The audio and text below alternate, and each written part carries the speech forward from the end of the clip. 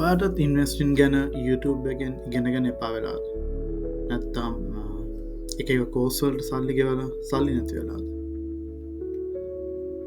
එහෙනම් ඔගොල්ලන්ට තියන්න හොඳම විසඳුම තමයි පොත් අද මම මේ විඩියෝකින් කතා කරන්න බලාපොරොත්තු වෙන්නේ ඉන්වස්ටින් ගැන දීලා තියෙන හොඳම පොත් පහක් සහ ඒවායෙන් අපිට ගන්න පුළුවන් අදහස් ඒ වගේම වීඩියෝකේ අන්තිමේදී මම බෝනස් ටිප් කිහිපයකුත් කියනවා පළවෙනි පොත Psychology of Money මේක ලියලා තියෙන්නේ මෝගන් හවුසල් මෙයා මේ පොතේ කියනවා ඉන්වෙස්ටිං කරනකොට අපිට අපේ හැසිරීම ගොඩක්ම වැදගත් වෙනවා අපිට ඉන්වෙස්ටිං ගැන තියෙන දැනුමට වඩා කියලා මෙයා මේකට එක උදාහරණයක් හැටියට කියනවා ඇමරිකාවේ එක ඉස්කෝලක වැඩ කරපු ක්ලීනින් කරපු කෙනෙක් එයා නැතිවෙනකොට එයාගේ වත්කම තිබිලා තියෙනවා ඇමරිකන් ඩොලර් මිලියන 8ක් ඒකට හේතු විදියට මෙයා කියන්නේ ඒ ක්ලීනින් කරපු කෙනා අවුරුදු 40ක් විතර තිස්සේ මාසයක් ගානේ එක දිගටම ඉන්වෙස්ටිං කරලා ඒ සල්ලි තමන් ඉන්වෙස්ට් කරපු සල්ලි වලට කම්පවුන්ඩ් වෙන්න ලොකු අවස්ථාවක් දුන්න කියන එක. ඉතින් මෙයා කියන හැටියට අපේ හැසිරීම ඉන්වෙස්ටින් වලට ගොඩක්ම වැදගත් දැනුමට වඩා. සෙකන්ඩ් ලෙසන් එක තමයි pay the price. අපේ ගන්න තීරණ අනුව තමයි අපිට ප්‍රතිඵල හම්බෙන්නේ. උදාහරණයකට අපි ලොකු ගයක් ගන්න හැදුවොත් ඒ වෙනුවෙන් අපිට ලොකු මුදලක් යට කරන්න වෙනවා. ඒ වගේම අපි ඉන්වෙස්ටිං කරද්දී සමහර කාලවල අපේ සල්ලි වැඩි වෙනවා වගේම සමහර කාලවල අඩු වෙනවා. අපිට ඒ දරා ගන්න පුළුවන් වෙන්න ඕනේ ඒ වගේ දෙයක්. ඒකේ වම් පැත්තෙන් පෙන්වන්නේ ලංකාවේ එක කම්පැනි එකක ඒ ස්ටොක් එක 2017 ඉඳන් 24 වෙනකන් ඒක අඩුවදී වෙච්ච හැටි. එතකොට මේකේ පේනවා 2022 ලොකු පීක් එකක් තියෙනවා. ඊට පස්සේ සති ගානකින් පස්සේ ආයෙ ඒක තිබුණු තැනට වැටෙනවා. එතකොට ඒ වගේ වෙලාවදී අපි දැනගන්න ඕනේ අධිකව සතුටු වෙන්නේ නැතුව අධිකව දුක් වෙන්නේ නැතුව ඒක දරා ගන්න. මොකද ඉන්වෙස්ටිං කරනකොට අපිට ගෙවන්න තියෙන එකම ප්‍රයිස් එක තමයි ඒ ඉමෝෂනල් ප්‍රයිස් එක. එතකොට මේ ෆන්ඩ්ස් නැත්නම් ස්ටොක්ස් වගේ ඇත්තටම අපේ වෙල්ත් එක හදාගන්න පුළුවන් හොඳ ටූල්ස්. හැබැයි මේ ටූල්ස් කිසිම දෙයක් ෆ්‍රී නෑ. මේවලට අපිට එක ප්‍රයිස් එකක් ගෙවන්න තියෙනවා. ප්‍රයිස් එක තමයි මේ මාකට් එකේ විචල්්‍යතාවය නැත්නම් මේ ඉහළ පහළ යන එක. මේ තියෙන්නේ ලංකාවේ එක ෆන්ඩ් එකක 2019 ඉඳන් 25 වෙනකන් තිබේ රිටර්න්ස්. මේකේ පේන ඇති පළවෙනි අවුරුදු 4 එහෙම ලොකු රිටර්න් එකක් නෑ. ඊට පස්සේ තමයි ඒකේ රිටර්න් එක අපිට පේන්න තියෙන්නේ.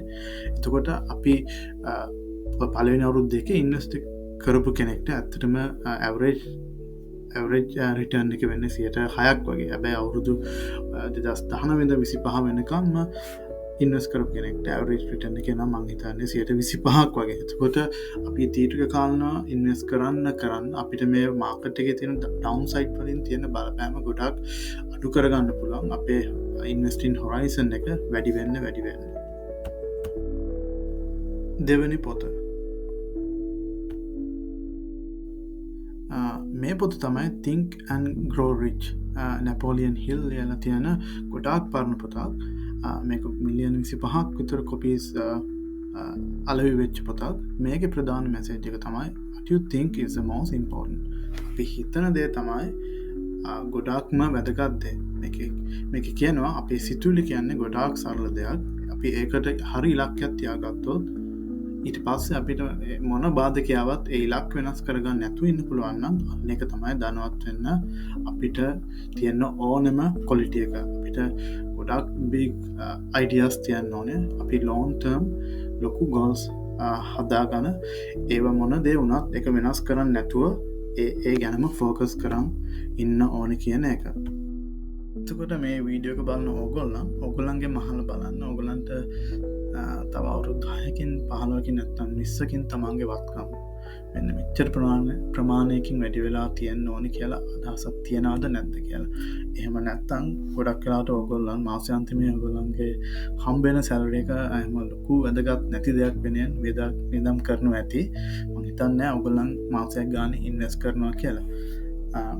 ලෝකෙ ඉන්න ගොඩක් ප්‍රබල චරිත ගත්තොත් ඒගොල්ලන් මේ තැනට ආවේ මොකක් හරි පොඩි අදහසක් අවුරුදු 20ක් 30ක් නැත්නම් 40ක් තිස්සේ දවස ගානේ ඒ වෙනුවෙන් ස්කිල් හදාගෙන ඒ ස්කිල්ස් කම්පවුන්ඩ් කරලා ඒ මනස කම්පවුන්ඩ් කරලා තමයි මේ මෙතනට ආවේ. ඒක ලොකු ගමනක්.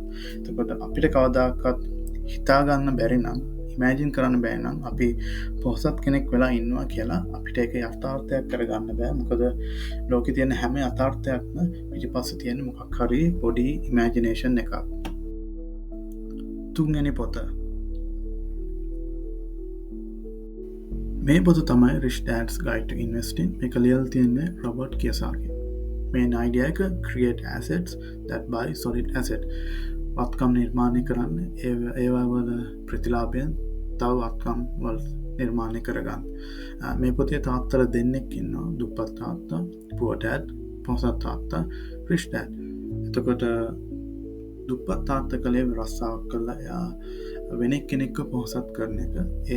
ඒ වෙනුවෙන් එයා ලොකු ප්‍රයිස් එකක් ගෙවුවා. ඒ ප්‍රයිස් එක තමයි ලොකු ටැක්ස් එකක් ගෙවුවා. එයාගේ ෆයිනන්ෂියල් ටයිම් ෆ්‍රීඩම් එක නැති කරගත්තා. මේ ගැන වොරන් බෆට් කෝට් එකක් කියලා තියෙනවා. If you do not make a way to make money while you sleep, you will work until you die. අපි නිදාගෙන ඉඳිත් අපේ සල්ලි වැඩි කරන ක්‍රමයක් අපි හදාගත්තේ නැති වුණොත් අපිට මැරෙනකම් වැඩ කරන්න වෙනවා. ඊට පස්සේ එයාගේ පොහොසත් තාත්තා මොකද කරේ? එයා කලේ වෙනස්ම දෙයක්. එයා කලේ එයාගේ සල්ලි වත්කම් වල ආයෝජනය කරා. ඒ වත්කම් වලින් ලැබෙන ප්‍රතිලාභයෙන් තවත් වත්කම් වල ආයෝජනය කරා. දැන් උදාහරණයකට ගත්තොත් ඔයගලන් ගෙදර පොල් තියනවා නම් ඒ පොල් කඩලා ඒකෙන් එන පොඩි ආදායමක් තියනවා නම් පොල් ගස් 2-3කින් ලැබෙන ආදායමක් තියනවා නම් ඒක ෆන්ඩ් එකක ඉන්වෙස්ට් කරන්න. අවුරුදු ගාණක් කරොත් ඒ දේවල් කම්පවුන්ඩ් වෙලා අට සමහරට වෙන ඉඩමක් වුණත් සල්ලි දීලා ගන්න පුළුවන්. ඊට පස්සේ ඒ ඉඩමේ තවත් වත්කම නිර්මාණය කරන්න. පොල් ගෙඩි, පොල් ගස් නැත්නම් බිලියන් එකක් මොනවා හරි. ඊට පස්සේ ඒකේ ආදායමත් ආයි ෆන්ඩ් එකක ඉන්වෙස්ට් කරන්න, ආයි හැම සතයක්ම කම්පවුන්ඩ් කරන්න අවුරුදු ගාණක් කියන එක තමයි මෙයා මේ පොතෙන් දෙන මැසේජ් එක. හැබැයි ඒ වත්කම් මිලදී ගද්දී අවදානම වැඩි ඒවා වල මුලින්ම ඉන්වෙස්ට් කරන්න එපා. ඒ ගැන මම ඊළඟ ලෙසන් එකේ ඊළඟ පොතේ ලෙසන් එකෙන් මම කියලා දෙන්නම්. හතරවෙනි පොත. මේ පොත තමයි I will teach you to be rich. මේක ලියලා තියෙන රමේත් සෙත්. මේකේ මේන් ලෙසන් එක විදිහට තියෙන්නේ pyramid of investing. මම අර කලින් කිව්වේ රිස්ක් එක වැඩි දේවල් වල ඉන්වෙස්ට් කරන්න එපා කියලා. එතකොට මේකේ මෙයා පිරමීඩ් එකක් හදලා පෙන්වලා දීලා තියෙනවා රිස්ක් එක වැඩි දේවල් සහ අඩු දේවල්. එතකොට මේකේ බොටම් ලේයර් එකේ තියෙන ක්‍රිප්ටෝ වගේ දේවල්. ක්‍රිප්ටෝ ගත්තොත් ඒක ගොඩක් වෝලටයිල් දෙයක්. ඒ වගේම අපි දන්නේ ඒක අනාගතයේ මොනවා වෙයිද. දැන් AI නැත්නම් ක්වොන්ටම් කම්පියුටින් වගේ આવොත් ක්‍රිප්ටෝ කියන එක ඇත්තට මොන වෙන දෙයක්ද වැලිඩ් වෙයිද ඒ කැල්කියුලේෂන් ලේසියෙන් කරගන්න පුළුවන් වුණොත් ක්‍රිප්ටෝ වගේ දෙයක් ඇත්තට වැලිඩ් වෙයිද කියන එක ගැන ගොඩක් ප්‍රශ්න තියෙනවා. ඊළඟට මම දැම්මේ ස්ටොක්ස් ඇත්තට මේක හොඳ ටූල් එකක් වුණාට අපිට ස්ටොක්ස් තෝරගන්න ඒක ගොඩක් අමාරු දෙයක්. ලෝකේ ඉන්න හොඳම ඉන්වෙස්ටර් වුණත් 100%ක් නිවැරදි වෙලා නැහැ. ඒගොල්ලන් මේ කම්පැනි වැලුවේට් කරද්දී ඒගොල්ලන් මිස්ටේක්ස් වන් තරම් කරලා තියෙනවා. ඊළඟට මම දැම්මේ ෆන්ඩ්ස් වලත් රිස්ක් එකක් තියෙනවා. හැබැයි ස්ටොක්ස් වලින් නැහැ. අපි ෆන්ඩ් එක ගොඩක් ඩයිවර්සිෆයි හින්දා මේ රිස්ක් එක ගොඩක් අඩුයි. ඊළඟ ලේයර්ස් දෙකේ මම දැම්මේ අපේ නොලෙජ් එකයි හෙල්ත් එකයි. මම මේ දෙක දැම්මේ අපේ නොලෙජ් එක මේ කිසිම දෙයකට වඩා අපිට වටිනවා. ඒ වගේම අපේ හෙල්ත් එක අපි මේ හැමදේම කරන්නේ අපි හොඳට ජීවත් වෙන්න ඕන හින්දා මේ හැමදේම කරන්න කලින් අපි අපේ හෙල්ත් එක හරියට තියාගන්න ඕනේ. ඒකින් තමයි මම ඒක උඩින්ම දැම්මේ ඒක අපේ හොඳ වත්කම විදිහට. මෙයා මේ පොතේ තව ලෙසන් එකක් තියෙනවා. It's difficult to beat the market. Difficult but it's not impossible. අපිට මාකට් එක බීට් කරන්න කියන්නේ අපිට හොඳම ස්ටොක්ස් තෝරගන්න පුළුවන්. ඒක ගොඩාක් අමාරු දෙයක්. හැබැයි ඒක කරන්න බැරි දෙයක් නෙමෙයි. හැබැයි ගොඩක් අමාරුයි. ඒක කරන්න අපි කරන්න අපේ රිස්ක් එක වැඩි කරන එක. එයා මේකට විසඳුම් දෙකක් කියනවා. දැන් අපි ෆන්ඩ් එකක වගේ ඉන්වෙස්ට් කරොත් එයා කියන්නේ ඒක පුළුවන් තරම් ඉක්මනට වැඩි කරන්න. කලින් පටන් ගන්න. අපි ඉන්වස් කරන අපේ පීරියට් එක වැඩි කරගන්න අපේ සල්ලි කම්පවන්් වෙන්න පුළුවන් අවස්ථාව අපිට අන්තිමේදී පිට හිතාගන්න බැරි ප්‍රොෆිට් එක කන්තිමේදී අපිට හම්බෙන්න්න පුළුවන් ඒවගේ මෙයා තව කියෙන් දෙයක් තමයි හොඳම එක තෝරන්න යන්න එපා හොඳම ෂයායක හරි හොඳම ෆන්ඩ එක හරි තෝරගන්න එපා නිකන් ඇවරේජ් එක බලන්න දැන් ස්ටොක් මාකට් ෆෝකස් ෆන්ඩ් ගන්න ඒ ෆන්ඩ්ස් වල තියෙන ඇවරේජ් රිටර්න් එක අවුරුදු 5දී 120ක් ඒ ඇවරේජ් රිටර්න් එක දෙන ෆන්ඩ් එකක් ගන්න ඒ ෆන්ඩ් එකෙන් වැඩියෙන්ම දෙන ෆන්ඩ් එක හොයන්න එපා එකක් 20ක් දෙත්‍යනික 30ක් දෙනවා නම් එකෙන් 30 එහෙම බලන්න ඕනේ නැහැ මොකද මේ අවුරුදු 5 20ක් දුන්නට ඒ ෆන්ඩ් එක ඊළඟ අවුරුදු 5 30ක් දෙන්න පුළුවන් ඒ වගේ මේ අවුරුදු 5 30ක් දුන්නට ඊළඟ අවුරුදු 5 20ක් දෙන්න පුළුවන් ඒකින්ද හොඳම දේ හොයන්න එපා හැම්වෙලෙම හොඳම දේ හොයන්නතුව ඇවරේජ් හිටන් එකක් හොයන්න ඇවරේජ් හිටන් එක කලින් ස්ටාර්ට් කරල එක කම්පවන්් වෙන්න දෙන්න තමන් කම්පවන්් වෙන්න දෙන්න තරමට ඒපා කාලේ වැඩිවෙන තරමට අපිට ඇවරේජ් ක්‍රිටන් එක වුණත් අපිට හිතාගන්න බැරිය විදිහ ප්‍රොෆිට් එකක් වත්කමක් අපිට හදාගන්න පුළුවන්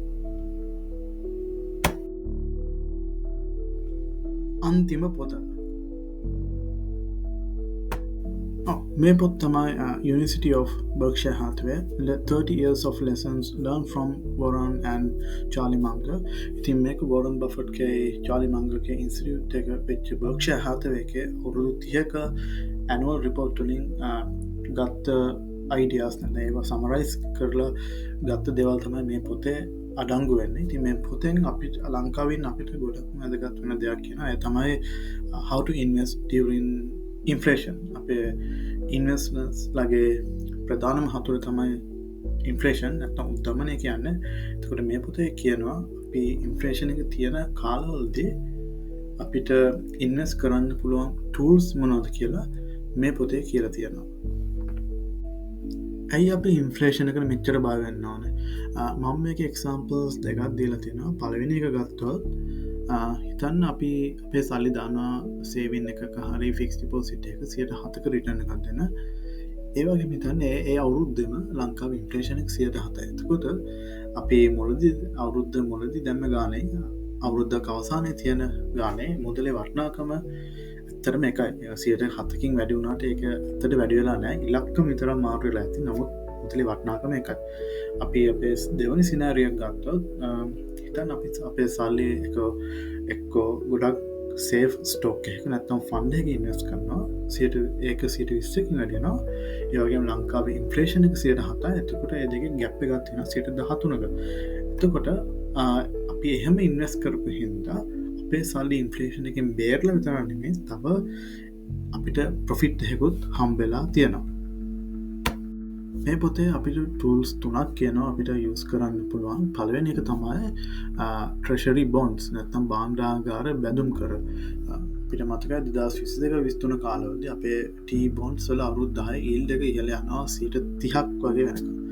තව එකක් තමයි ස්ටොක්ස් නැත්නම් ෆන්ඩ්ස්. ගොඩක් වෙලා රුපියලේ අගය වැඩි වෙනකොට මේ යුනිට්ස් වලත් අගය ඊට හා සමානව වැඩි වෙනවා. තව කවුරුත් කතා නොකරන දෙයක් තමයි අපේ ස්කිල්ස්. මම උදාහරණයකට ගත්තොත් ඔයා මෙකැනික් කෙනෙක් නම් ඔයාගේ ස්කිල්ස් ගොඩක් හොඳයි නම් ඉන්ෆ්ලේෂන් එක තිබ්බත් නැතත් ඔයගලන්ට කස්ටමර්ස්ලා එනවා ඒගොල්ලන්ගේ අවශ්‍යතාවය ඉටු කරගන්න. එතකොට ඔයාගේ ස්කිල්ස් හොඳයි නම් රුපියලේ අගය හා වැඩි වෙනවට සාපේක්ෂව ඔයා ඒ වෙනුවෙන් ඔයාගේ සර්විස් එක වෙනුවෙන් චාර්ජ් කරන ගාන වැඩි කරන්න පුළුවන්. එතකොට අපේ ස්කිල්ස් ඇත්තටම ඉන්ෆ්ලේෂන් එක එක්ක ෆයිට් කරන්න හොඳ ටූල් එකක් වෙනවා. හොඳයි, මේ තමයි මගේ බෝනස් ටිප්ස් ටික. මුලින්ම ඉන්වෙස්ටිං ගැන දැනුම හදාගන්න. ඒකට පොත් කියවන්න, ඉන්ටර්නෙට් එකේ හොන්තරම් ෆ්‍රී සෝසස් තියෙනවා. ඒකින්ද බොරුවට සල්ලි වියදම් කරලා සල්ලි නාස්ති කරගන්න එපා. අනිත් එක තමයි ලොන් ටර්ම් ගෝල්ස් හදාගන්න. අවුරුදු 10 15 නැත්නම් 20 25 වගේ පොඩි දෙයක් අදහසක් ඔළුවේ තියාගෙන ඒක මෙන්ටලි කම්පවුන්ඩ් කරන්න දවස් ගන්න. ඊට පස්සේ ඒක ඇක්ෂන් එකක් විදිහට ඒක ගන්න. පටන් ගන්න අවදානම් අලුම දෙකකින් ෆන්ඩ් එකකින් වගේ ෆන්ඩ් වල monthly fact sheets දෙන අපිට ෆ්‍රී ඩවුන්ලෝඩ් කරන්න පුළුවන්. ඒ කම්පැනිස් වලට ගියාම ඒව කියවන්න. ඊට පස්සේ කම්පැනිස් වලට කෝල් දීලා කස්ටමර් සර්විස් එකකින් නොතේරෙන හැම දෙයක් මහන්න සිකරිටියක් ගැන ෆියක් ගැන අන්තිමේදී මේ දැනුම ගත්තට පස්සේ මන්ත්ලි නොකඩවා ඉන්වස් කරන්න මාකට් එක උඩ ගියත් පල්ලෙහ ගියත් අනිත්තයට සල්ලි කෝටියක් හම්බුණත් අනිත කෝටියක් නැති වුණත් කිසිම දෙයක් කලබල වෙන්න නැතුව තමන්ගේ ගෝල් එකනේ නොකඩවා ලෝන් ටර්ම් ඉන්වෙස්ට් කරන්න හිතාගන්න බැරි තැනකට ඔයාලට එහෙනම් thank you මගේ වීඩියෝ එක බලුවට thank you very much